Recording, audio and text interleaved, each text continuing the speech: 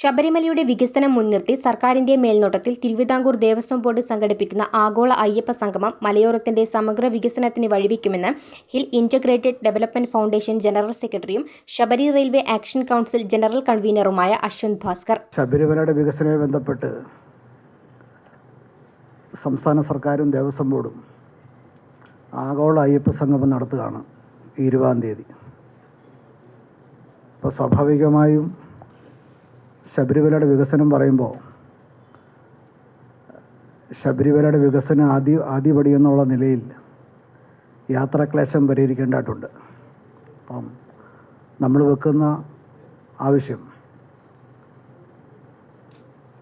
ശബരിമലയുടെ വികസനം പറയുന്നവർ ഏകദേശം 2.5 പതിറ്റാണ്ട് മുമ്പേ തുടക്കം കുറിച്ച ശബരി റെയിൽവേ പദ്ധതി പൂർത്തീകരിക്കാനുള്ള നടപടിക്രമങ്ങൾ നടത്തണം.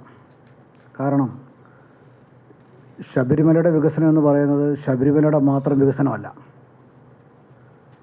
ഏകദേശം 6 ജില്ലയിൽ കൂടി കടന്നു പോകുന്നതാണ് ശബരി റെയിൽവേ പദ്ധതി. ഇപ്പോൾ ഗവൺമെൻറ് പുതുതായി അനുവദിച്ച ശബരിമല ഗ്രീൻഫീൽഡ് എയർപോർട്ട് ശബരിമലയുടെ വികസനം മാത്രമല്ല. ഞാൻ ആദ്യം പറഞ്ഞതിൻ്റെ തൊട്ട്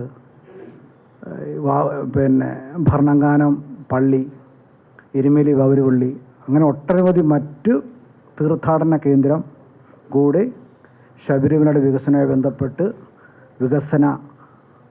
വികസന പാന്താവിലേക്ക് വരികയാണ്. പിൽഗ്രിം മാത്രമല്ല, ടൂറിസവുമായി ബന്ധപ്പെട്ട് ആഗോളതലത്തിൽ ശബരിമലയുടെ പ്രാധാന്യം വർദ്ധിക്കുമ്പോൾ ഇപ്പോൾ ഞാനൊരു മലയോര പ്രദേശം, ഞങ്ങളെല്ലാം മലയോര പ്രദേശത്ത് താമസിക്കുന്നവരാണ്.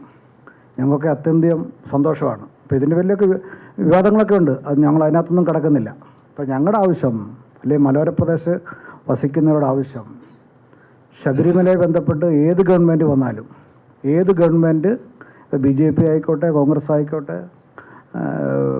CPM ആയിക്കോട്ടെ, ഏത് ഗവൺമെൻറ് വന്നാലും ശബരിമലയുടെ വികസനവുമായി ബന്ധപ്പെട്ട്, മലയോരത്തിൻ്റെ വികസനവുമായി ബന്ധപ്പെട്ട് നടത്തുന്ന എന്ത് പരിപാടിക്കും ശബരി റെയിൽവേ ആക്ഷൻ കൗൺസിലിൻ്റെ അല്ലെങ്കിൽ ഹിൽഡെഫിൻ്റെ പൂർണ്ണ പിന്തുണ ഉണ്ടായിരിക്കും.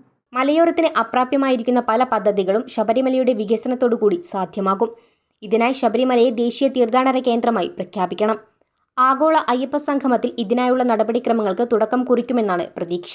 രാജ്യത്തു തന്നെ പ്രധാനപ്പെട്ട തീർത്ഥാടന കേന്ദ്രങ്ങളിൽ ഒന്നായ ശബരിമലയുടെ വികസനത്തിന് ആദ്യ പരിഗണന നൽകേണ്ടത് രാജ്യത്തിന്റെ വിവിധ ഭാഗങ്ങളിൽ നിന്നെത്തുന്ന അയ്യപ്പ ഭക്തരുടെ യാത്രാ സൗകര്യം തന്നെയാണ്.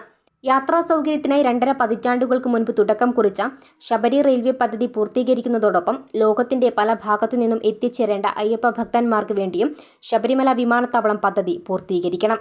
ശബരിമലയെ ലോക തീർത്ഥാടന ഭൂപടത്തിൽ എത്തിക്കുമ്പോൾ ശബരിമലയുടെ വികസനം മാത്രമല്ല, മറിച്ച് ഭരണങ്ങാനം പള്ളി, എരുമേലി വാവരു പള്ളി തുടങ്ങി ഒട്ടനവധി ചെറുതും വലുതുമായ മറ്റ് തീർത്ഥാടന കേന്ദ്രങ്ങളും ആഗോള ശ്രദ്ധ നേടും. കൂടാതെ ടൂറിസം, വാണിജ്യം തുടങ്ങിയ മേഖലകളിൽ ഉണ്ടാകുന്ന വൻ കുതിച്ചുചാട്ടം മലയോരത്തിന്റെ സമഗ്ര വികസനത്തിന് വഴിവെക്കും എന്നതിനാൽ ശബരിമലയുടെ വികസനത്തിന് വേണ്ടി സർക്കാരും തിരുവിതാംകൂർ ദേവസ്വം ബോർഡും മുൻപോട്ട് വയ്ക്കുന്ന പദ്ധതികൾക്കെല്ലാം മലയോരത്തെ ജനങ്ങളുടെ പിന്തുണയും ഉണ്ടാകും.